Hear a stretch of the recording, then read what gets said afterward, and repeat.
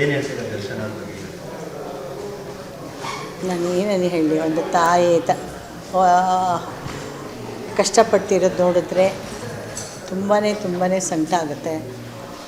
ಅದರಿಂದ ಬೇಗ ಹೊರಗಡೆ ಬರಲಿ ಅಂತ ಆಶಿಸ್ತೀನಿ, ದೇವರಲ್ಲಿ ಬೇಡ್ಕೋತೀನಿ.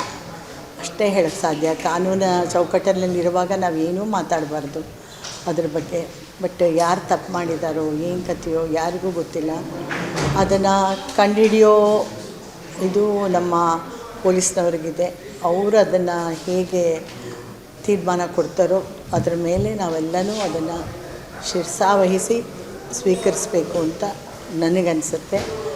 ಆದರೂ ನಮ್ಮ ಮಗು ಹೊರಗಡೆ ಬರಲಿ ಅಂತ ಒಂದು ಆಶಯ ಅಂತೂ ಇದ್ದೇ ಇದೆ. ಎಲ್ಲರ ಪ್ರಾರ್ಥನೆ ಕೂಡ ಆದರೆ ತಪ್ಪು ಮಾಡಿ ಅವ್ರು ಬಂದುಬಿಡಲಿ ಅಂತ ನಾವು ಹೇಳಲ್ಲ. ಆ ತಪ್ಪು ಮಾಡಿದಾರೋ ನಿಜವೋ ಇಲ್ಲವೋ ಸುಳ್ಳೋ ಏನೂ ಗೊತ್ತಿಲ್ಲ, ನಮಗೆ ಗೊತ್ತಿಲ್ಲ.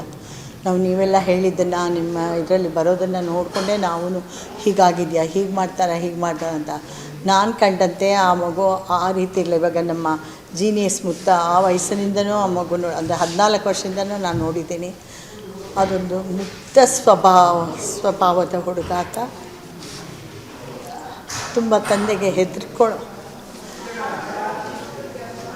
ಹಿರಿಯರಿಗೆ ತುಂಬ ಗೌರವ ಕೊಡ್ತಿದ್ದಂಥ ವ್ಯಕ್ತಿ ಇವತ್ತಿಂದ ಹೇಗೆ ಗೊತ್ತಿಲ್ಲ ನನಗೆ. ಎಲ್ಲ ಅವನು ಮಾಡಿರೋದು ಗೊತ್ತಿಲ್ಲ. ಹೇಗಾಯಿತು ಇದೆಲ್ಲ ಕನಸಾಗಿರಬಾರ್ದಾ? ಆ ಕನಸಿನಿಂದ ಹೊರಗೆ ಬರಬಾರ್ದ ಅಂತ. ಯಾರೇ ವ್ಯಕ್ತಿ ತಪ್ಪು ಮಾಡಿದ್ರೆ ಶಿಕ್ಷೆ ಅನುಭವಿಸ್ಲೇಬೇಕು ರೀ. ನಾನಾದರೂ ಅಷ್ಟೇ, ನೀವಾದರೂ ಅಷ್ಟೇ. ಒಂದು ಇದು ಹೇಳ್ಕೊಳ್ಳೋಕ್ಕೆ ನಾನು ಏನು ಅಂತಂದರೆ, ಆ ಹುಡುಗನ ಸ್ವಭಾವ ತಂದೆ ಸತ್ತಾಗ ಅಕ್ಕನ ಮದುವೆ ಮಾಡಿದಾಗ ಅವನ್ನೆಲ್ಲ ಹೇಗೆ ಎದುರಿಸಿದ ಆ ದಿನಗಳು.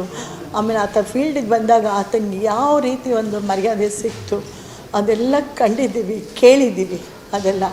ಅದನ್ನು ಮೆಟ್ಟಿ ನಿಂತು ಮೇರು ಎಷ್ಟು ಮೇರು ಅಂತ ಎಷ್ಟು ಬೆಟ್ಟದಾಗ ಬೆಳೆದುಬಿಟ್ಟ ಅಂಥವನಿಗೆ ಸಡನ್ನಾಗಿ ಈ ಥರ ಒಂದು ಇದು ಅಂತಂದರೆ ತುಂಬ ಒಂದು ಆಘಾತಕಾರಿ, ಆಶ್ಚರ್ಯ. ಅದು ಹೇಗಾಯಿತು ಅಂತ ನನಗೆ ಗೊತ್ತಿಲ್ಲ, ಏನಾಯಿತು ಅಂತಲೂ ಗೊತ್ತಿಲ್ಲ ನಮಗೆ. ಇಷ್ಟೇ ಹೇಳೋಕ್ಕೆ, ಬೇಗ ಬರಲಿ ಅಂತ ದೇವರಲ್ಲಿ ಪ್ರಾರ್ಥನೆ ಮಾಡ್ತೀವಿ ಅಷ್ಟೇ. ಅದು ಕಾನೂನು ಏನು ಕೊಡ್ತಾರೋ ಏನು ಹೇಳ್ತಾರೋ ಅದ್ರ ಮೇಲೆ ಡಿಪೆಂಡ್ ಆಗಿದೆ. ಸ್ವಾದಿಷ್ಟತೆಯ ಸ್ವಾದ, ತಾಜಾತನದ ಆಹ್ಲಾದ, ಉತ್ತಮ ಆರೋಗ್ಯ ಮತ್ತು ಹೆಚ್ಚಿನ ರೋಗ ನಿರೋಧಕ ಶಕ್ತಿಯ ವೃದ್ಧಿಗೆ ಈಗ ನಿಮಗೆ ಸಿಗುತ್ತಿದೆ ಉತ್ತಮ ಗುಣಮಟ್ಟದ ಪೌಷ್ಟಿಕಾಂಶ. Shri Vaidik millet health mix. ಇದು ಸಿರಿಧಾನ್ಯಗಳ ಸಂಪತ್ತು.